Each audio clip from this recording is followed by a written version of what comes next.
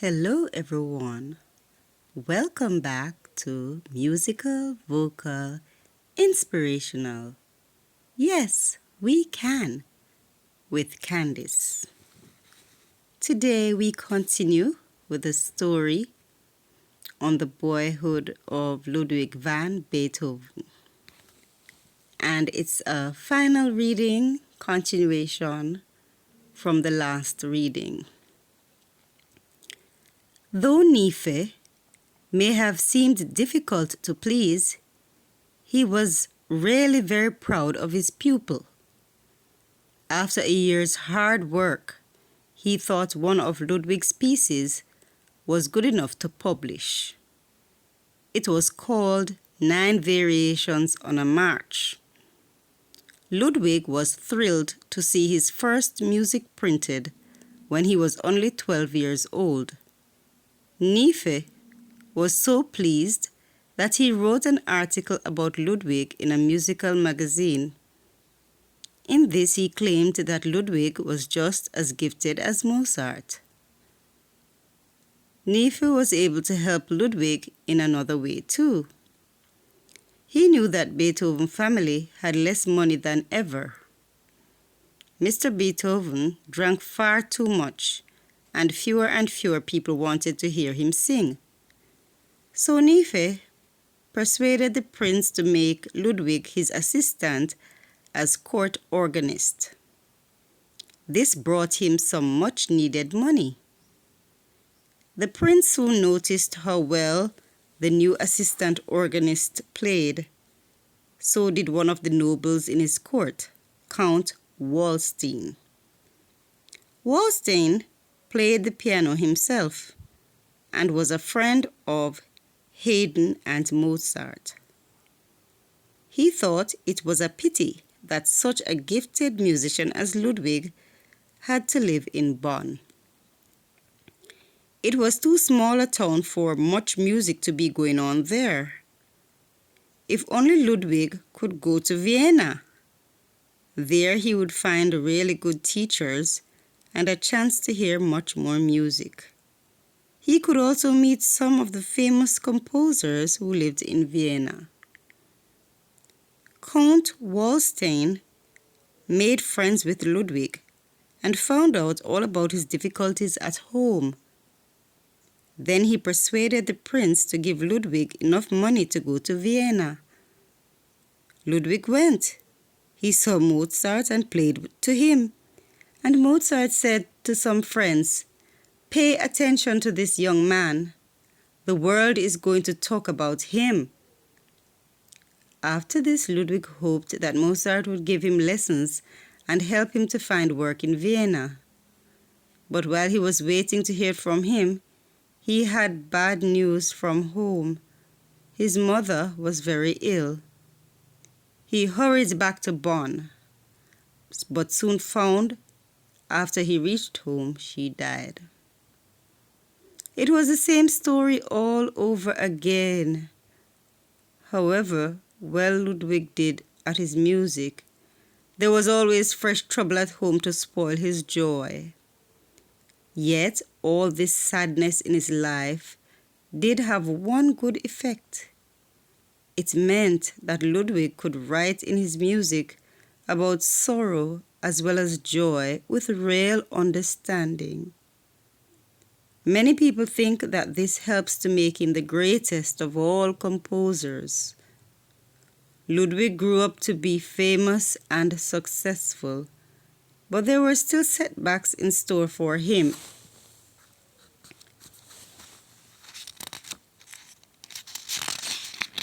When he was much older, he became deaf, a terrible blow for a composer. But he went on writing music in spite of it. His mind was still full of wonderful tunes, and his last music is some of the most beautiful and moving he ever wrote. He wrote every kind of music, an opera called Fidelio, string quartets, and music for choirs and solo instruments. Being a pianist himself, he also wrote much piano music, both for the piano alone and for piano and orchestra. But the best known of all his music are his 9 marvelous symphonies. All his life, Ludwig kept the picture of his grandfather, which used to hang in the family living room in Bonn. What pleasure it would have given the old man to have known that Ludwig grew up to become a great composer. And that ends the boyhood of Ludwig van Beethoven. So to continue on musical, vocal, and inspirational, as we're in the Easter season, coming up to Good Friday, we want to do some Easter songs. All the way to Calvary. All the way to Calvary he went for me. He went for me. He went for me. All the way to Calvary he went for me. And now he sets me free. Although I have so many, many sins, Jesus washed them all away, and he pardoned me. Although I have so many, many sins, Jesus washed them all away, and he pardoned me. That's all the way to Calvary. Calvary's cross I will never forget. Calvary's cross I'll never forget. Calvary's cross I'll never forget, because he died for me. Oh, how I love Jesus. Oh, how I love Jesus. Oh, how I love Jesus, because he died for me. See how they nailed him. See how they nailed him. See how they nailed him. They nailed him to a tree. Calvary's cross. There is a green hill far away, without a city wall, where the dear Lord, he was crucified, who died to save us all. Oh, dearly, dearly, as he loved, and we must love him too, and trust in his redeeming blood, and try his work to do.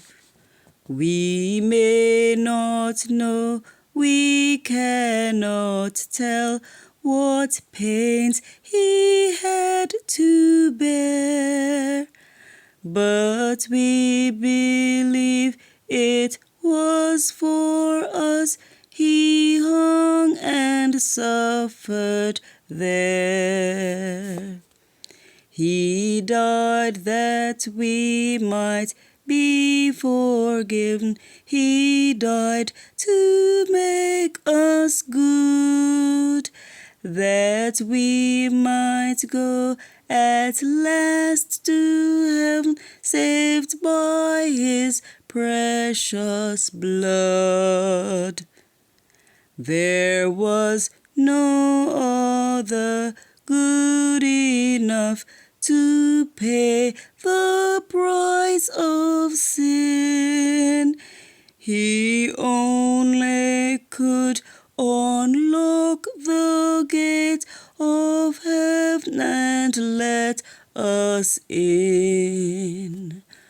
Oh, dearly, dearly had he loved, and we must love him too, and trust in his redeeming blood, and try his work to do.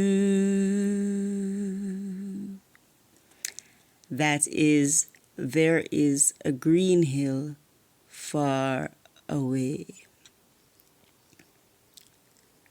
The blood of Jesus is very potent, very powerful to heal and to cleanse us of all unrighteousness.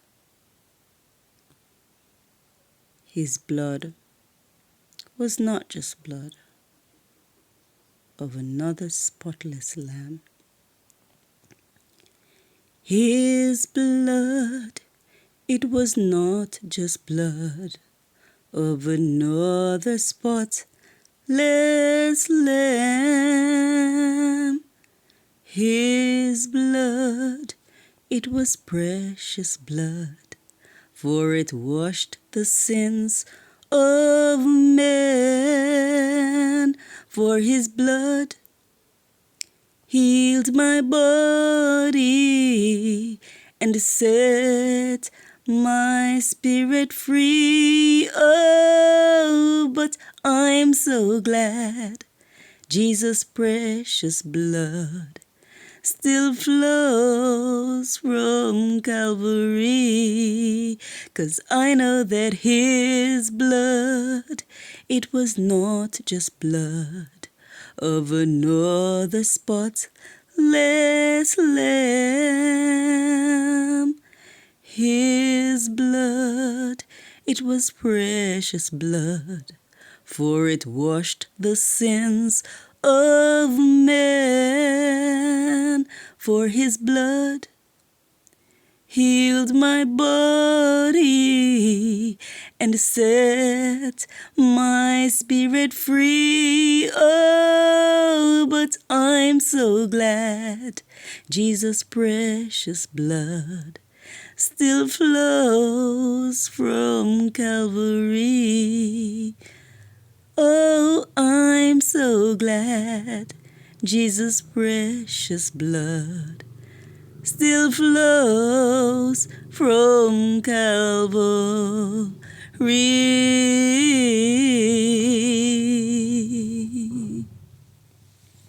Thank you for listening and joining in musical, vocal, inspirational. Yes, we can with Candice.